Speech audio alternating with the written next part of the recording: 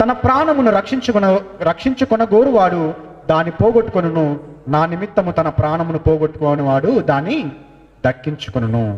ఎవరైతే తన ప్రాణాన్ని ప్రేమిస్తాడో, ఈ ప్రాణము అంటే ఏంటి? ప్రాణము శరీరానికి ఉంటుంది కదా. ఈ ప్రాణం అంటే ఈ శరీరానుసారమైన జీవితాన్ని జీవించాలి అని ఆరాటపడేవాడు దాన్ని పోగొట్టుకుంటాడు. అయితే నా కోసము లేదా దేవుని కోసము లేదా ఆత్మ సంబంధంగా జీవించడం కోసము తన ప్రాణాన్ని లెక్క చేయని వాడు దాన్ని సంపాదించుకుంటాడు, పోగొట్టుకోడు అని సెలవిస్తా ఉన్నాడండి. ఇదే సందర్భము మనకు లూకా సువార్తలో కూడా లూకా రాస్తా ఉన్నాడు ఈ సందర్భాన్నే. ఈ విధంగా యేసుక్రీస్తు వారిని ఆ శాస్త్రి వచ్చి అడగడము, శిష్యులు వచ్చి అడగడము, అక్కడ ఇంకొకరు మనకు కనిపిస్తారు. ఆ మాటలు కూడా చూద్దాం. లూకా సువార్త 9వ అధ్యాయం 57వ వచనం నుంచి మనం చదివినట్లయితే, లూకా సువార్త 9వ అధ్యాయం 57వ వచనంలో, వారు మార్గమున వెళ్ళుచుండగా ఒకడు, నీవెక్కడికి వెళ్ళినను నీ వెంట వచ్చేదనని ఆయనతో చెప్పెను. అందుకు యేసు, నక్కలకు బొరియలను ఆకాశ పక్షులకు నివాసములను కలవు గాని మనుష్య కుమారునికి తలవాల్చుకున్నటకైనను స్థలము లేదని అతనితో చెప్పెను. ఆయన మరియొకనితో, నా వెంట రమ్మని చెప్పెను.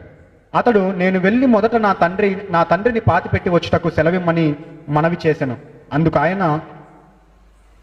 ఆయన మృతులు తమ మృతులను పాతిపెట్టుకుననిమ్ము, నీవు వెళ్ళి దేవుని రాజ్యమును ప్రకటించుమని వానితో చెప్పెను.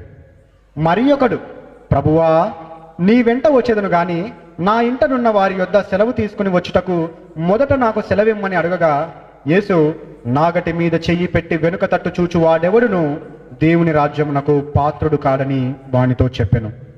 ఏమన్నాడండి? ఇద్దరి గురించి మనం మాట్లాడుకున్నాం ఆల్రెడీ. ఒక శాస్త్రి గురించి, శిష్యులలో ఒకని గురించి. ఇంకొకరు కనిపిస్తున్నారు మనకి ఇక్కడ. ఏమన్నాడంట?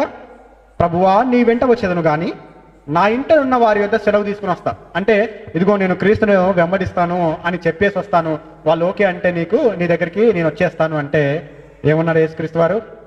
నాగటి మీద చెయ్యి పెట్టి వెనుక తట్టు చూచి వాడెవరును దేవుని రాజ్యమునకు పాత్రుడు కాడు. ముందుకు అడుగేయాలని నీ ఉద్దేశం ఉంది కానీ నువ్వు వెనక తట్టు చూస్తా ఉన్నావు. నాగలి మీద చెయ్యి వేస్తే దున్నాలని ఇంకా వెనక తట్టుకి చూడొద్దు, ముందుకే సాగాలి. కానీ నీ ప్రయాణము వెనక చూసి అవునో కాదు అనుకొని మళ్ళీ స్టార్ట్ చేస్తా అంటే నువ్వు దేవుని రాజ్యానికి అనగా సంఘానికి నువ్వు పాత్రుడవు కావు. చెయ్యి వేసావా, ఆలోచన వచ్చిందా, ముందుకు అడిగేయి తప్ప వెనుకడుగు వేసి మరలా వాళ్ళని కనుక్కొని వీళ్ళని కనుక్కొని వాళ్ళ ఉద్దేశాలు వీళ్ళ ఉద్దేశాలు నీ జీవితంలో ఉండకూడదు.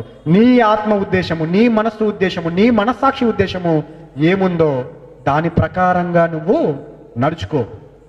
నాగటి మీద చెయ్యి వేసి వెనక తట్టు తిరుగువాడు దేవుని రాజ్యానికి అనగా సంఘానికి పాత్రుడు కాడు అని సెలవిచ్చాడండి.